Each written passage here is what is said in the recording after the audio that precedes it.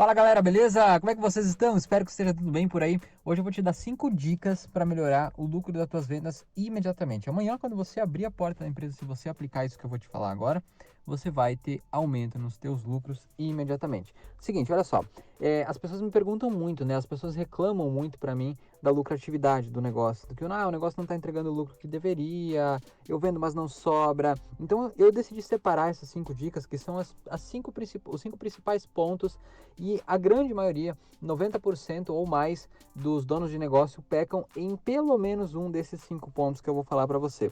Bom, a primeira dica que eu tenho para te dar é o seguinte: contabilize exatamente os custos do teu produto ou do serviço que você está entregando, né? Parece óbvio, né? Tipo, Júlio, sério que tu tá me falando isso? Não, mas é exatamente isso. Muitas vezes principalmente no meu tempo dando consultoria, né? No tempo que eu ia para as empresas, das pessoas e ficava lá dentro trabalhando, vendo como as coisas tudo funcionava, isso era o que eu mais via. Parece muito básico. Você está me dizendo para eu saber o custo do que eu vendo? Sim, parece básico, mas a grande maioria das pessoas não sabe exatamente quanto custa o item que ela está vendendo. Então, às vezes eu lembro de, por exemplo, de casos de um exemplo de uma floricultura, né? Eles vendiam flores, óbvio, plantas, mas além da planta em si, além da flor ou qualquer outra planta, tinha também a embalagem, o laço, a fita e tinha um monte de outras coisinhas, né? Um papel que vai lá ao redor, mais um outro papel que vai ao redor do papel. Então tem um monte de coisa que estão ali além do produto principal. E na hora de formar o custo do produto, elas não consideravam isso, né? As pessoas da floricultura não consideravam esses outros custos. Então parece óbvio, mas a grande maioria das pessoas peca nisso. E por mais incrível que pareça, esse é um dos maiores motivos de você ter uma lucratividade baixa nas suas vendas, né? Ou, por exemplo, na execução de serviços, né? Aí pega um cara aí que vai fazer uma instalação, sei lá, instalação elétrica, instalação de, sei lá, qualquer outra coisa. Aí a pessoa vai lá fazer o serviço, aí ela não contabiliza, por exemplo, os custos de cada parafuso que ela usou, de cada porca, de cada arruela. E isso, no final das contas, para você ter um custo, sei lá, de 10, 15, 20 reais a mais num item, é muito fácil, é muito rápido para que isso aconteça, né?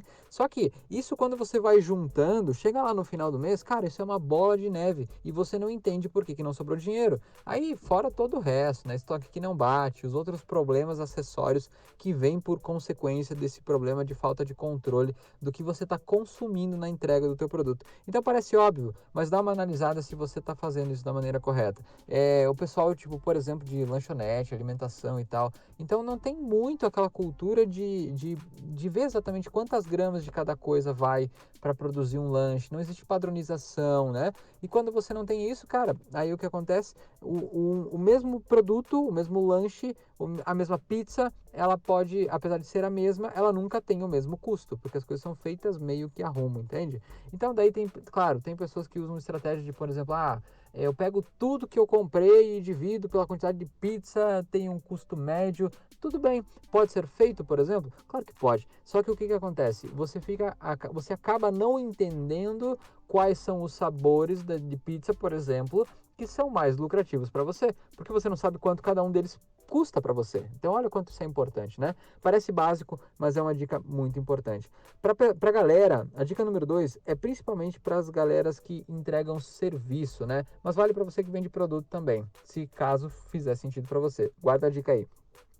Quando você for executar um serviço, você tem que contabilizar também os tempos de deslocamento e os tempos de setup, que isso normalmente o pessoal não contabiliza. Então, por exemplo, eu vou fazer um trabalho, uma instalação, eu vendi, sei lá, uma cerca para um cliente. E eu vou ter que fazer uma cerca, não, vamos pensar numa janela, uma janela. Eu vendi uma janela nova para um cliente que quer trocar a janela da casa dele e aí eu fui lá, fiz o orçamento do material que ia, das pessoas que vão trabalhar e tudo mais, né? Então, bem legal, fiz o orçamento da peça do material, e aí da instalação lá. Tipo, instalação, sei lá, 2 horas de instalação, por exemplo.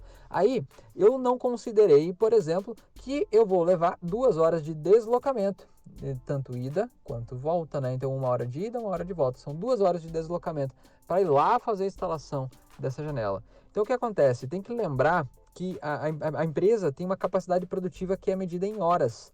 No fim das contas, você tem X colaboradores vezes X horas possíveis de trabalho, então você tem X horas para gerar faturamento. E se você não contabiliza no teu orçamento o custo da hora que você está se deslocando, se locomovendo, o que está acontecendo é que você está perdendo horas produtivas que não estão sendo remuneradas. Então, na hora de montar o teu orçamento, contabilize as horas de deslocamento. Uma coisa que, cara, ninguém fala para você, mas olha só, você tem que contabilizar também as horas de setup, o tempo de setup. Quer um exemplo legal? Imagine essa mesma janela. Se você faz o orçamento, botei o custo de deslocamento, mas essa janela é para fazer instalação no primeiro andar de um prédio. Legal, bacana. Chega lá, instala, né? Agora, imagine que essa mesma janela seja para instalar no 14º andar de um prédio sem elevador. Então, olha só, quanto tempo leva para os teus funcionários levarem a janela para cima? Claro, gente, é um exemplo, né? Nem sei se existe um prédio de 14 andares, pelo menos não dos modernos, né? Sem elevador. Mas pensa comigo, vai, que seja no 5º andar, que daí eu sei que tem. Essa janela é para instalar no 5º andar de um prédio, sem elevador. Aí o que acontece? Além do tempo de deslocamento, o tempo de instalação, você tem todo o tempo que os funcionários vão levar para fazer o deslocamento para cima, com todo o material, com a janela e com tudo mais, para depois começar a instalação. E quando você não faz perguntas chaves, por exemplo, o teu cliente, onde é que é a instalação, onde é que é o serviço, você não contabiliza esse tipo de tempo. Só que isso também está consumindo as suas horas produtivas. E são horas que, se não são contabilizadas, não estão sendo remuneradas, você não está recebendo por elas. Uma outra dica interessante é o seguinte, a terceira dica, contabilize a quantidade de colaboradores para fazer o serviço, vezes a quantidade de horas para fazer o serviço. Então são 2 colaboradores vezes 3 horas, então são 6 horas de trabalho. Como assim, Júlio? Por que 6 horas? Na verdade são só 3. Não, são 6 horas de trabalho. Porque como é que tu mede a capacidade produtiva de uma empresa? Você faz o seguinte, você pega quantos colaboradores da produção, produtivos. Produtivos é quem gera receita, tá? Não significa necessariamente indústria.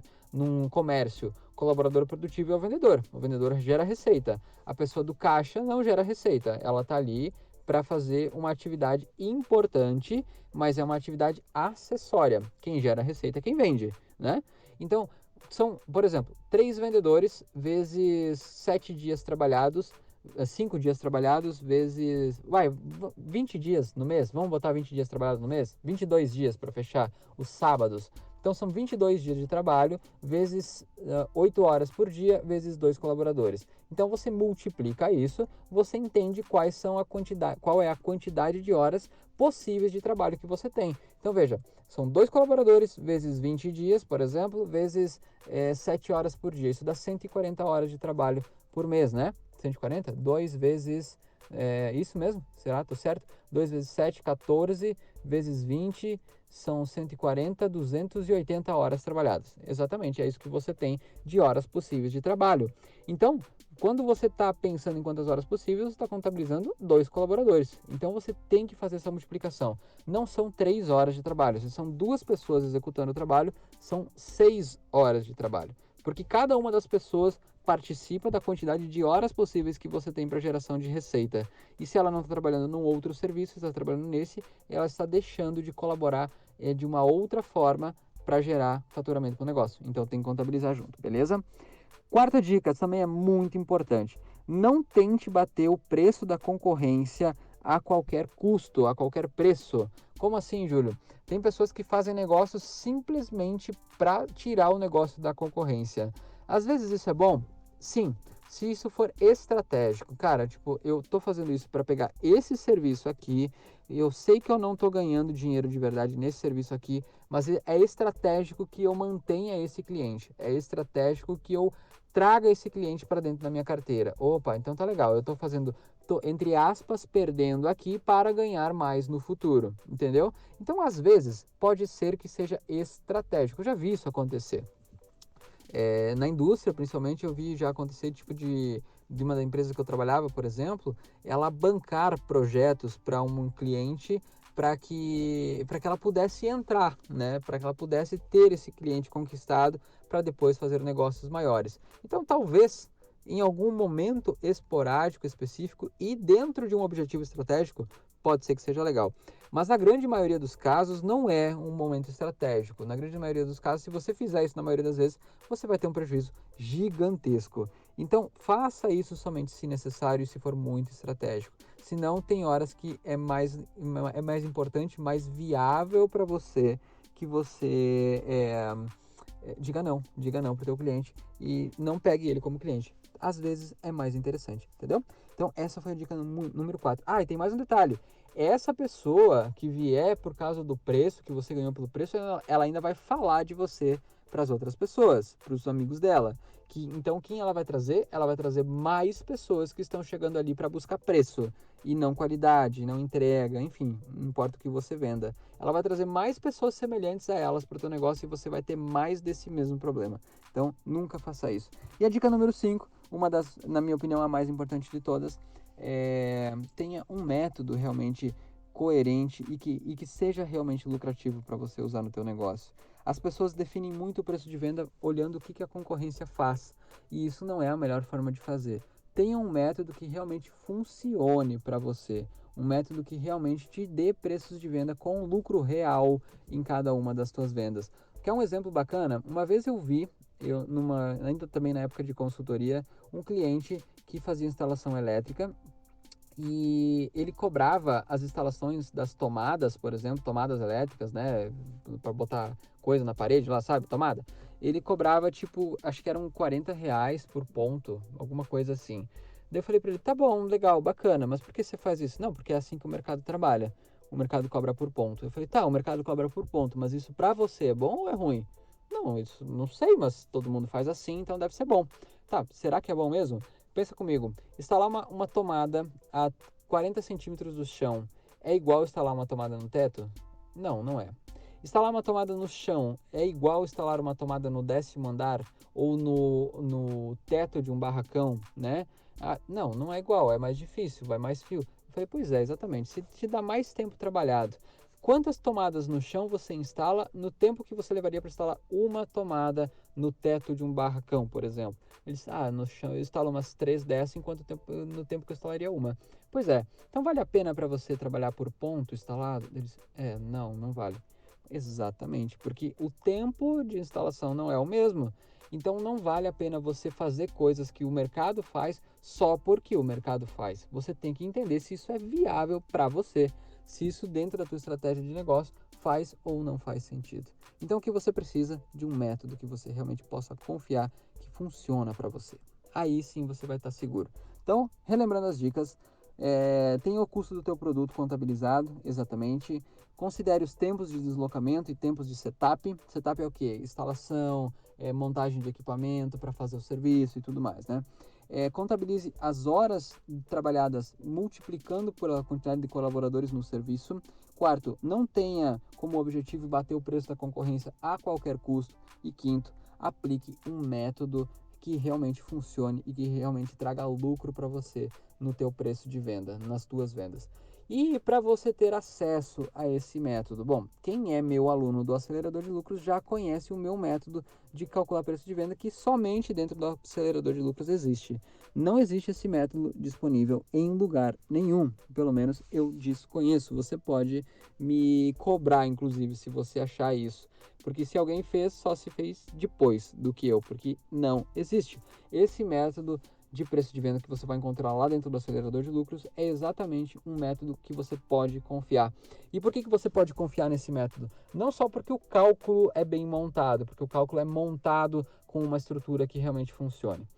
Mais do que isso, dentro do Acelerador de Lucros você entende como é que você cria uma estrutura de negócio lucrativo. Não é só preço de venda, porque não é só preço de venda que gera lucro para um negócio. Não, às vezes você nem consegue ganhar no preço de venda, então você precisa ter uma estratégia para entender qual é o volume de vendas que você tem que ter para tornar o teu negócio lucrativo. E, além disso, para você conseguir fazer tudo isso dar certo, você precisa ter métricas, você precisa ter uma boa análise e uma boa gestão. E é exatamente tudo isso que você vai aprender dentro do Acelerador de Lucros. E quando você tem acesso a esse pacote, você realmente torna o teu negócio mais sólido, organizado e lucrativo.